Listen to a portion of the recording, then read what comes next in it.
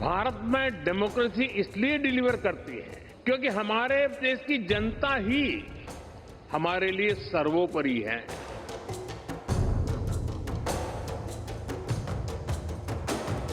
Consider India's general elections held in 2024. They were the largest democratic exercise in human history. Nearly 980 million citizens were registered to vote.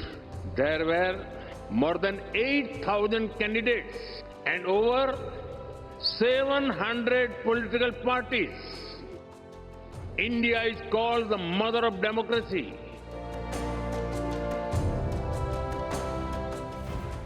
मैं नरेंद्र दामोदर दास मोदी ईश्वर की शपथ लेता हूं कि मैं विधि द्वारा स्थापित भारत के संविधान के प्रति सच्ची श्रद्धा और निष्ठा रखूंगा।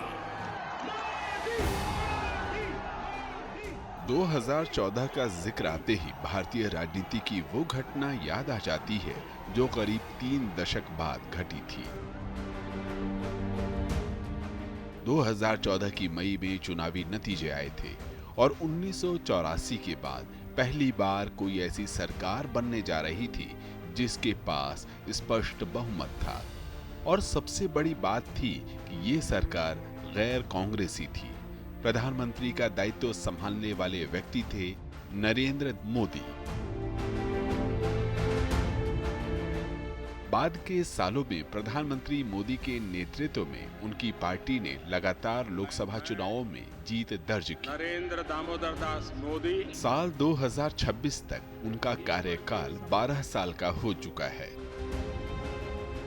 इस ऐतिहासिक कार्यकाल में 10 जून 2026 की तारीख भी भारतीय राजनीति में एक नए अध्याय की तरह जुड़ गई है।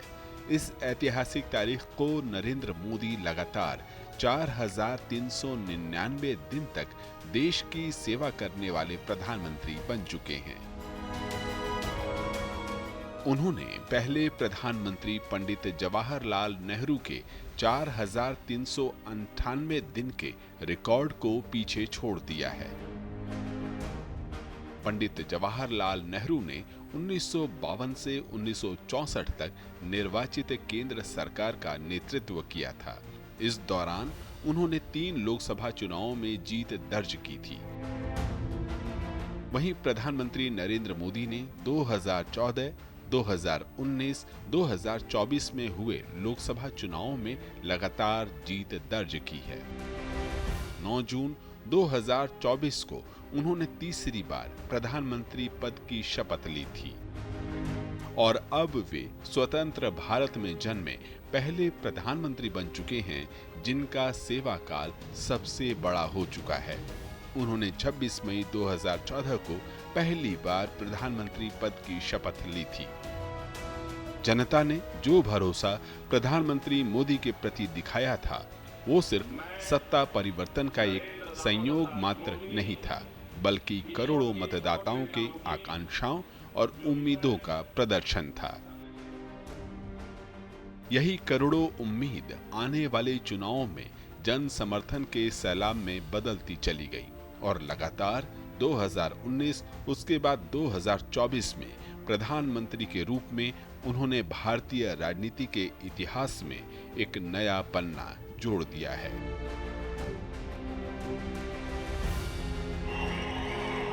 आज से 12 वर्ष पहले 16 मई 2014 लोकसभा चुनाव के नतीजे आए थे। दशकों बाद भारत में स्थिर और पूर्ण बहुमत वाली सरकार का बनना पक्का हुआ था। जब पीछे मुड़कर देखता हूं, 13 वर्ष मुख्यमंत्री के रूप में है, 12 वर्ष प्रधानमंत्री का सेवा। डेमोक्रेटिक वर्ल्ड में 25 वर्षों तक करोड़ों करोड़ वोटर्स का लगातार समर्थन, ये मेरे लिए बहुत ही बड़े सौभाग्य की बात है। देश में यह घटना पहली बार घटी है जब एक स्थिर, निर्णायक और बहुमत वाली सरकार का नेतृत्व पहली बार ऐसे व्यक्ति ने किया जो नेहरू गांधी परिवार से नहीं है और उनकी राजनीतिक जड़ें भी कांग्रेस से दूर दूर तक जुड़ी हुई नहीं हैं। आजादी के बाद पहली बार चुनावी प्रक्रिया 1951 में शुरू हुई थी। तब उस वक्त देश की आबादी करीब 37 करोड़ की थी और आज 140 करोड़ से ज्यादा की है। मौजूदा आबादी वैश्विक जनसंख्या का करीब 17% है। इसी जनसंख्या को लेकर प्रधानमंत्री नेहरू और प्रधानमंत्री मोदी की अप्रोच एकदम अलग अलग हैं। जहां प्रधानमंत्री नेहरू आबादी को संसाधनों के लिए चुनौती और जीवन स्तर के लिए बड़ा दबाव मानते थे, तो वहीं प्रधानमंत्री मोदी इस जनसंख्या को संभावनाओं, नवाचार और आर्थिक विकास का इंजन मानते हैं।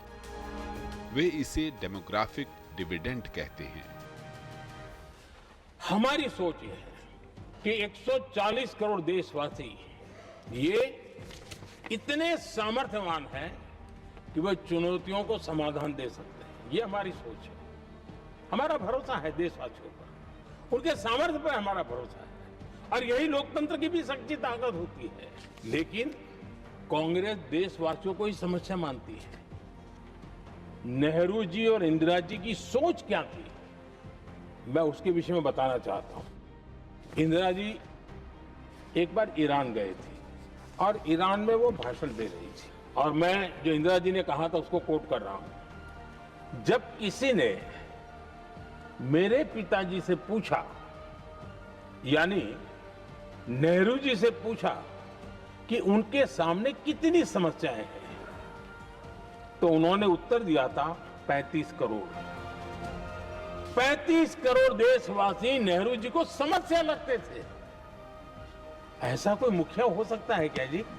और इस बात का उदाहरण देते हुए इंदिरा जी ने आगे कहा कि आज देश की जनसंख्या 57 करोड़ है, इसलिए मेरी समस्याओं की संख्या भी उतनी ही बड़ी है।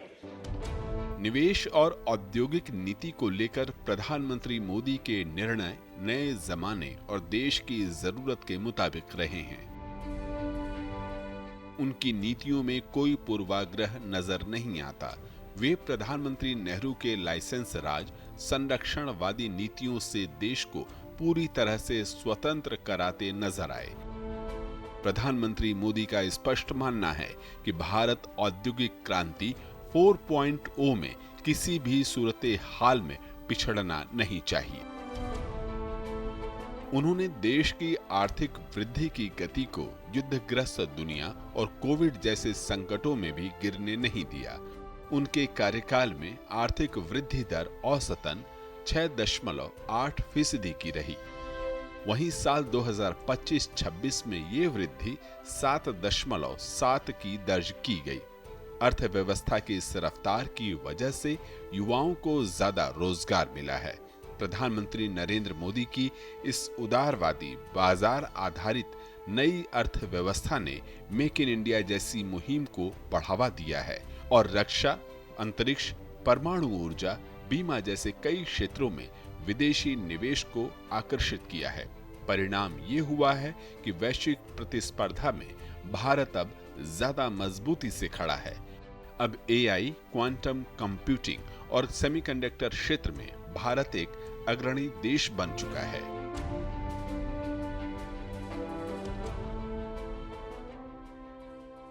मैं यहां लाल किले से किसी सरकार की आलोचना करने के लिए खड़ा नहीं हुआ और नहीं मैं करना चाहता, लेकिन देश की युवा पीढ़ी को जानकारी होना भी उतना जरूरी है। हमारे देश में 50-60 साल पहले सेमीकंडक्टर को लेकर के फाइलें शुरू हुई। 50-60 साल पहले फैक्ट्री का विचार चालू हुआ। वो विचार, वो फाइलें अटक गई, लटक गई, अटक गई। सेमीकंडक्टर के विचार की ही भ्रूण हत्या हो गई। मुझे बहुत लंबे समय से सरकार में काम करने का अवसर मिला। हमारी जिम्मेवारी है कि हम किसी की लकीर को छोटी करने में अपनी ताकत बर्बाद न करें। हमें पूरी ऊर्जा के साथ हमारी लकीर को लंबा करना। सीमाओं की सुरक्षा को लेकर भी प्रधानमंत्री नेहरू और प्रधानमंत्री मोदी के कार्यकाल में जमीन आसमान का अंतर नजर आता है। जहां आजादी के तुरंत बाद पाकिस्तान से और 1962 में चीन के साथ भारत को युद्ध करना पड़ा और सीमाओं पर भारत को नियंत्रण खोना पड़ा। कश्मीर में सेना ने शौर्य दिखाते हुए श्रीनगर तो बचा लिया, लेकिन नीतिगत चूक ने पाकिस्तान अधिकृत कश्मीर को जन्म दे दिया। जबकि प्रधानमंत्री नरेंद्र मोदी के कार्यकाल में सेनाओं का प्रशिक्षण, उनके लिए आधुनिक हथियारों की उपलब्धता सुनिश्चित की गई है। प्रयासों का असर बीते 12 साल में स्पष्ट भी रहा है। भारत ने इस दौरान अपनी 1 इंच जमीन से भी नियंत्रण नहीं खोया है। सीमावर्ती क्षेत्रों में आधुनिक इंफ्रा निर्माण ने कनेक्टिविटी दी है और अब भारत मुखर होकर प्रायोजित आतंक के आकाओं को मुंहतोड़ जवाब देता है। सर्जिकल स्ट्राइक, एयर स्ट्राइक और साल 2025 में हुए ऑपरेशन सिंदूर के जरिए भारत ने अपने इरादों और आत्मनिर्भरता का बखूबी प्रदर्शन किया है। जब भी मैं नेहरू जी की चर्चा करता हूं तो कांग्रेस और उसका पूरा इकोसिस्टम बिलबिला जाता है। मैं जानता हूं मेरी कुछ बातें चुभने वाली है। 1962 और 1963 के बीच कांग्रेस के नेता जम्मू कश्मीर के पूंछ, उरी, नीलम वैली और किशनगंगा को छोड़ देने का प्रस्ताव रख रहे थे, और वो भी लाइन ऑफ पीस के नाम पर किया जा रहा था। सिंधु नदी जो सदियों से भारत की पहचान हुआ करती थी, उसी से भारत जाना जाता था। लेकिन नेहरू जी और कांग्रेस ने सिंधु और झेलम जैसी नदियों पर विवाद के लिए पंचायत किसको दी? वर्ल्ड बैंक को दी। और क्या किया? 80% पानी पाकिस्तान को देने के लिए वो राजी हो गए। और इतना बड़ा हिंदुस्तान, उसको सिर्फ 20% पानी। कोई मुझे समझाए भाई, ये कौन सी बुद्धिमानी थी? कौन सा देश हित था? कौन सी डिप्लोमेसी थी? प्रधानमंत्री मोदी के नेतृत्व में भारत ने अब ये सुनिश्चित किया है कि खून और पानी साथ साथ नहीं बह सकते। अब भारत ने पुरानी गलती को सुधारा है। भारत ने तय कर दिया है, खून और पानी साथ साथ नहीं बह सकते।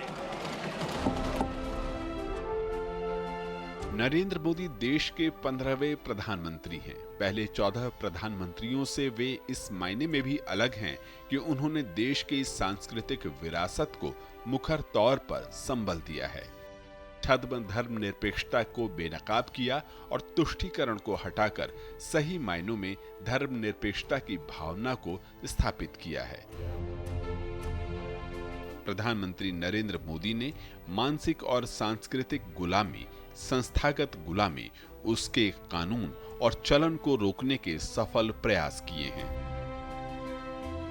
आजादी के 6 दशक बीतने के बाद पहली बार ये मौका रहा जब योग और आयुर्वेद की ताकत को दुनिया ने न सिर्फ पहचाना बल्कि अपनाया भी। संस्कृत और तमिल जैसी भारतीय भाषाओं की गौरव गाथा से अब पूरी दुनिया भली भांति परिचित है। प्रधानमंत्री मोदी के उल्लेखनीय कामों में नेवी के झंडे से यूनियन जैक को हटाना, राजपथ का नामकरण कर्तव्य पथ करना, भारतीय दंड संहिता को भारतीय न्याय संहिता में बदलना, संसदीय परंपरा में बजट पेश करने की तारीख को बदलना भी शामिल रहा है। इन सभी कदमों ने जता दिया कि देश अपनी पहचान और आत्मनिर्भरता के साथ खड़ा है और अब गुलामी की मानसिकता से मुक्त है। बीता दशक रिफॉर्म, परफॉर्म, ट्रांसफॉर्म कर रहा है। पिछले दिनों हमने कई रिफॉर्म्स किए। एफडीआई हो, इंश्योरेंस कंपनी की बात हो, विश्व की यूनिवर्सिटीज को भारत के अंदर स्थान देने की बात हो, कई रिफॉर्म्स किए। 40,000 से ज्यादा अनावश्यक कंप्लायंसेस को हमने खत्म किया है। 1500 से अधिक पुराने कानून बाबा आदम के जमाने के थे, उन सबको हमने खत्म कर दिया है। अंग्रेजों के जमाने से दंड संहिता में हम दबे पड़े थे। दंड का भय दिखा करके जीवन चल रहा था। 75 साल आजादी के ऐसे ही गए। हमने दंड संहिता को खत्म कर दिया, न्याय संहिता को ले आए हैं। नीतिगत सुधारों और बदलाव को लेकर प्रधानमंत्री मोदी की जितनी भी राजनीतिक भूमिका हो सकती है, उन्होंने बखूबी निभाई है। उन्होंने एक वेलफेयर स्टेट की प्रधानमंत्री नेहरू की धारणा वाले देश को डिलीवरी वाले देश में बदला है।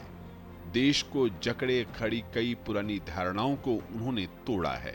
प्रधानमंत्री मोदी का गवर्नेंस और नीतिगत बदलाव का एकमात्र उद्देश्य रहा जनता का सशक्तिकरण। इसके लिए योजनाओं का 100% क्रियान्वयन सुनिश्चित हुआ। कृषि क्षेत्र में विविधीकरण और सुधारों का असर अन्न भंडारों में नजर आता है। भारत अब दुनिया के खाद्यान्न सरप्लस देशों में शामिल है। दुनिया का एकमात्र देश है जो 80 करोड़ लोगों को हर महीने निशुल्क राशन उपलब्ध कराता है। गरीबी हटाओ के नारे को पीछे छोड़ प्रधानमंत्री मोदी के नेतृत्व वाली सरकार ने अंत्योदय के संकल्प को हकीकत में बदल दिया है। दीनदयाल जी के सपने को मोदी ने अपना संकल्प बनाया है। हमने अंत्योदय को सैचुरेशन यानी संतुष्टिकरण का नया विस्तार दिया है। सैचुरेशन यानी हर जरूरतमंद, हर लाभार्थी को सरकार की कल्याणकारी योजनाओं के दायरे में लाने का प्रयास। न हम नारों तक अटकते हैं, न हम वादों तक सिमटते हैं, हम तो काम करके दिखाते हैं। तकनीक का प्रयोग करने वाले प्रधानमंत्रियों में नरेंद्र मोदी का नाम सबसे आगे है। साल 2014 के बाद भारत ने डिजिटल इंडिया मिशन में सफलता पाई। गांव-गांव तक ऑप्टिकल फाइबर पहुंचा। यूपीआई, जैम की त्रिशक्ति, डीबीटी सभी ने मिलकर सही मायनों में एक आधुनिक भारत, विकसित भारत बनने की नींव रख दी है। भारत ने धरती से चंद्रमा की दूरी जितनी है, उससे भी 11 गुना 11 टाइम अधिक ऑप्टिकल फाइबर बिछाया है। एक दशक पहले हम मोबाइल फोन इंपोर्ट करते थे। आज भारत दूसरा सबसे बड़ा मोबाइल मैन्युफैक्चरर है। ये जो स्पीड और स्केल है, इसके अलावा आज के भारत की एक और पहचान है।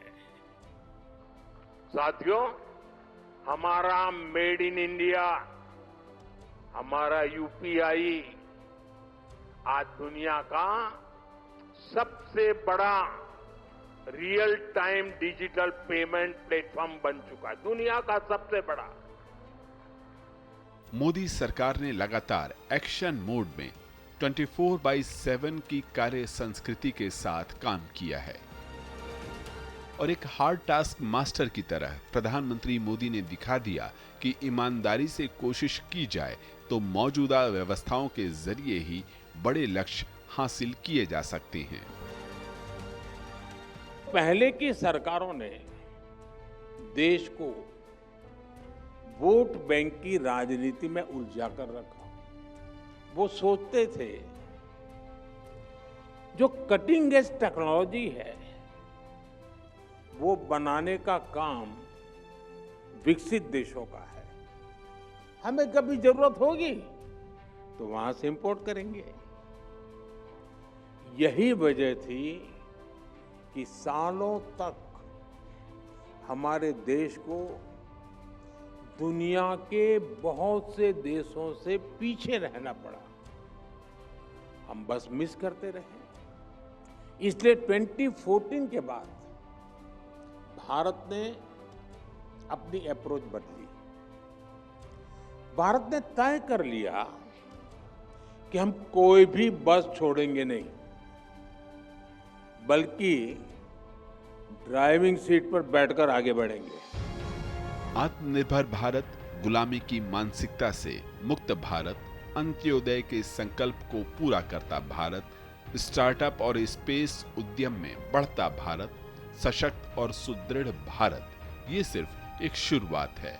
प्रधानमंत्री मोदी के नेतृत्व में अभी और भी सफलताएं आना बाकी हैं।